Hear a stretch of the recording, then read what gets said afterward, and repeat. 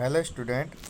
Today's topic is central government. आज हम केंद्र सरकार से रिलेटेड जितनी भी जो इंस्टीट्यूशंस हैं, जितनी भी जो संस्थाएं हैं, उनके बारे में अध्ययन करेंगे।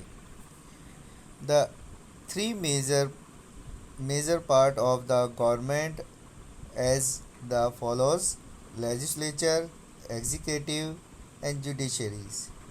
First, legislature. लेजिस्लेचर मीन्स जो लेजिस्लेचर्स है उसको हम हिंदी में व्यवस्थापिका, एग्जीक्यूटिव को हम कार्यपालिका और जुडिशरी को जो है उसको हम न्यायपालिका के रूप में जानते हैं।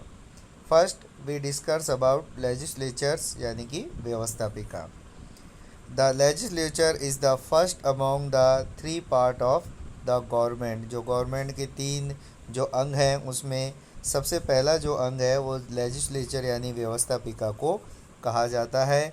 The formation of legislature in Indian ruling system is on two levels: first union legislature, second state legislatures.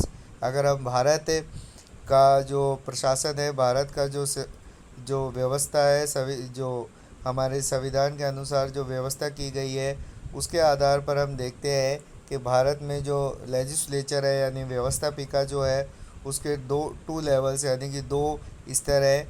जो फर्स्ट लेवल है वो यूनियन लेजिस्लेचर यानी कि जो केंद्रीय व्यवस्थापिका है, और सेकंड जो लेवल है उसे हम स्टेट लेजिस्लेचर यानी कि राज्य व्यवस्थापिका के नाम से जानते हैं। The union legislature is called संसद और पार्लियामेंट। जो यूनियन लेजिस्लेचर यानी जो केंद्रीय व्यवस्थापिका है उसे संसद या पार्लियामेंट के नाम से जाना जाता है।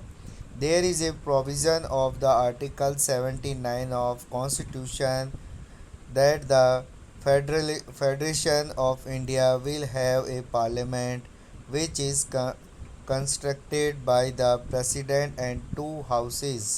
यानी कि जो भारत का जो संविधान है उसके आर्टिकल 79 अनुच्छेद 89 के अनुसार जो भारतीय जो संघ है, भारत जो संघ है उसकी जो पार्लियामेंट है, उसकी जो संसद है वो प्रेसिडेंट यानी कि राष्ट्रपति और टू हाउसेस दो जो अन्य जो सदन है उनके द्वारा उनसे मिलकर बनेगी।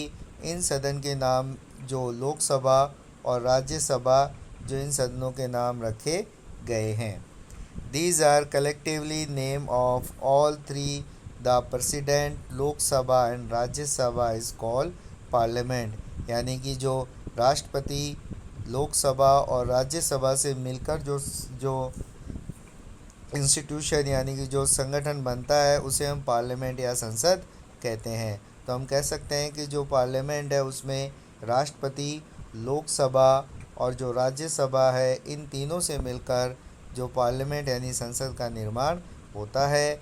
और भारत के अनुच्छेद 79 में जो इंडियन जो पार्लियामेंट है उसको डिस्क्राइब किया गया है, उसके बारे में जानकारी दी गई है। First we discuss about the structure of Lok Sabha. Lok Sabha is the first or lower house of the parliament. It is also called the popular house.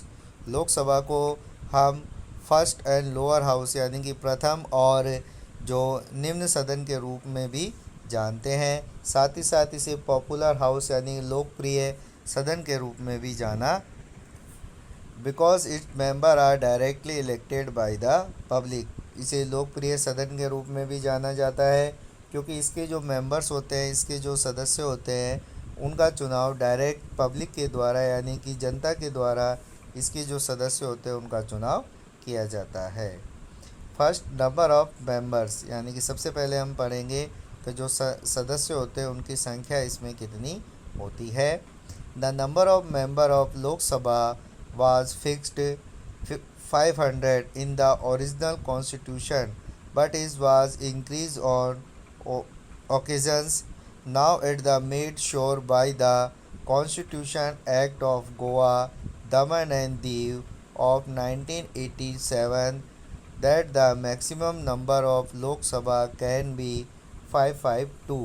जो भारत का जो ओरिजिनल कॉन्स्टिट्यूशन यानी कि जो मूल संविधान है उसमें लोकसभा के सदस्यों की संख्या 500 रखी गई थी, परंतु धीरे धीरे समय समय पर जो इसमें इंक्रीजमेंट यानी कि इसमें बदलाव, इसमें बढ़ोतरी की गई है। 1987 में जब जो भारत का जो कॉन्स्टिट्यूशन था उसमें एक नया एक्ट, एक नया अनुच्छेद एक नया अधिनियम जोड़ा गया।